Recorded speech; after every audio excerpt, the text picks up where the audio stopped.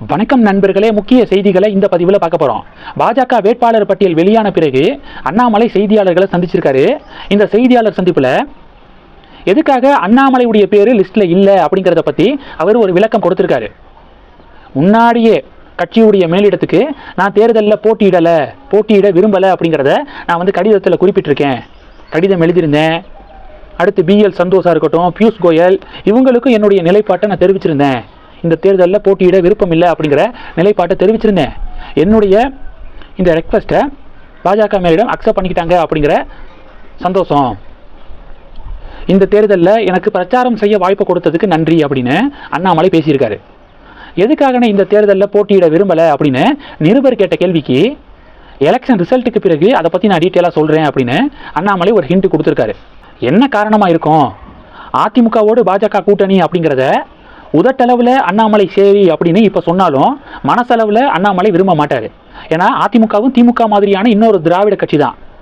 இந்த இரண்டு திராவிட கட்சிகளுடைய பிடியிலிருந்து தமிழகம் வெளியேறணும் அப்படிங்கிற அந்த ஆசையோடு அரசியலுக்கு வந்தவர் தான் அண்ணாமலை. அதனால் இப்போது அதிமுகவோடு கூட்டணியில் வேட்பாளராக நின்னா எம்எல்ஏ ஆனால் உடனே அதிமுக காரங்க சொல்லுவாங்க, நாங்கள் போட்ட பிச்சை, எங்கனால தான் அண்ணாமலை எம்எல்ஏ ஆனார் அப்படின்னு சொல்லிட்டு இது மாதிரி பேசுவாங்க. அண்ணாமலை சுயமரியாதைக்காரரு, இது மாதிரியெல்லாம் பேசுனா டக்குன்னு எம்எல்ஏ பதவியை ராஜினாமா பண்ணிட்டு வந்துடுவார். ஸோ எதுக்கு தேவையில்லாத இந்த வம்பு, எதுக்கு பிரச்சனை அப்படிங்கிறதுக்காக அதிமுகவுடனான கூட்டணியில் வேட்பாளராகவே நிற்க அண்ணாமலை விரும்பியிருக்க மாட்டார். ஒன்று. ரெண்டாவது, மட்டமான தொகுதி பங்கீடு, எத்தனை சீட்டு எந்தெந்த சீட்டு அப்படிங்கிறதுல ஒரு பெரிய ஒரு அடி பிஜேபிக்கு. இது டெஃபினட்டாக அண்ணாமலைக்கு பிடிச்சிருக்காது. ரொம்ப கஷ்டமான தொகுதியை பாஜக அதிமுக கிட்டேருந்து வாங்கியிருக்காங்க, இல்லை அதிமுக பாஜகவுக்கு தள்ளி விட்டுருக்காங்க அப்படிங்கிறத அண்ணாமலை டெஃபினட்டாக விரும்ப மாட்டார். இதனால் கூட அண்ணாமலை தேர்தலில் போட்டியிட வேண்டாம் அப்படிங்கிற ஒரு டிசிஷனுக்கு வந்திருக்கலாம். இதுதான் காரணமாக இருக்கும். பார்க்கலாம், ரிசல்ட்டுக்கு பிறகு அதை பற்றி பேசலாம் அப்படின்னு அண்ணாமலை சொல்லியிருக்காரு. மே 4 பிறகு இதை பற்றி நம்ம டீட்டெயிலாக பேசலாம். இப்போது பியூஷ் கோயல் என்ன பண்ணியிருக்காருன்னா, வினோஜ் பி செல்வத்துடைய வீட்டுக்கே போய் வினோஜ் பி செல்வத்தை சந்திச்சிருக்காரு. அடுத்து எஸ்ஜி சூர்யா இருக்கார்ல, அவரை சந்திச்சிருக்காரு. அமர் பிரசாத் ரெட்டியை சந்திச்சிருக்காரு. இந்த புகைப்படங்கள்லாம் பார்க்க முடியுது. எஸ்ஜி சூர்யா வேளச்சேரி தொகுதிக்காக 2022 வேலை பார்த்துருக்காரு. தென் சென்னை தொகுதிக்காக 2019 வேலை பார்த்துருக்காரு எஸ்ஜி சூர்யா. 2024 தென் சென்னையில் எஸ்ஜி சூர்யா தான் போட்டியிட இருந்தது, அவர் தான் போட்டியிட பிளானில் இருந்தார். திடீர்னு பார்த்தீங்கன்னா தமிழிசை அக்கா கவர்னர் பதவியை ராஜினாமா பண்ணிவிட்டு தென் சென்னையில் கண்டெஸ்ட் பண்ணாங்க. அப்போது 2019 அந்த தென் சென்னையில் வேலை பார்த்த எஸ்ஜி சூர்யா தமிழிசைக்காக அவர் வேலை பார்த்த தொகுதியை விட்டு கொடுத்தாரு. இந்த வாட்டியும் அதே நிலைமை தான். சென்னையில் ஒரே ஒரு தொகுதியை அதிமுக கிட்டேருந்து பாஜக வாங்கியிருக்காங்க. அதை ஒன்று மயிலாப்பூர், அந்த மயிலாப்பூரும் தமிழிசை அக்காவுக்கு. எவ்வளவு வெளியில் சிரிக்கலாம், உள்ள எவ்வளவு அப்செட்டாக இருக்கும். ஆனால் அதை வெளியில் காட்டாமல் இந்த வேட்பாளர்களுடைய வெற்றிக்காக நாங்கள் போராடுவோம் அப்படின்னு எஸ்ஜி சூர்யா, வினோஜ் பி செல்வம் அவங்கெல்லாம் பெருந்தன்மையோடு பேசுகிறாங்க. இதுதான் ஆர்எஸ்எஸ் உடைய வளர்ப்பு போல அப்படின்னு சொல்லிட்டு இப்போ பதிவுகளையும் பார்க்க முடியுது.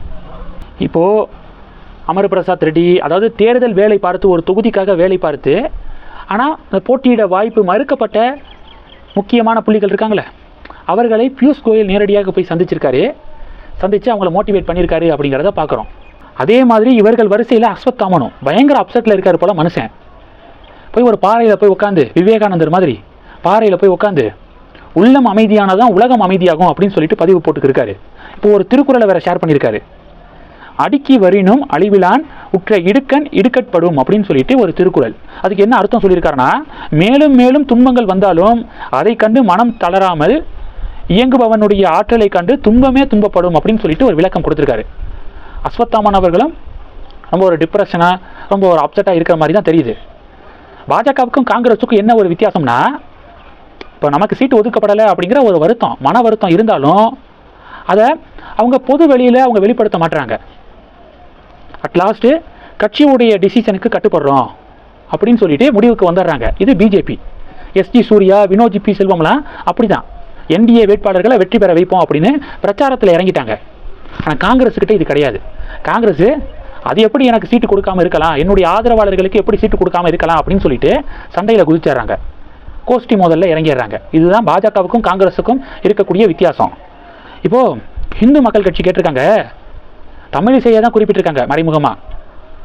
அதாவது கவர்னர் மாதிரியான ரொம்ப ப்ரெஸ்டீஜியஸ் பணிக்கு போனதுக்கப்புறம் எப்படி அது வேண்டாம் அப்படின்னு சொல்லிட்டு திருப்பி எலக்டோரல் பாலிடிக்ஸை தேர்ந்தெடுப்பதற்கான காரணம் என்ன அப்படின்னு சொல்லிட்டு ஹிந்து மக்கள் கட்சி மறுபடியும் இவங்க எலக்டோரல் பாலிடிக்ஸில் இறங்கி இளைஞர்களுடைய வாய்ப்பை வந்து தட்டி பறிக்கிற மாதிரி இருக்குது அப்படின்னு ஹிந்து மக்கள் கட்சி பதிவு போட்டிருக்காங்க.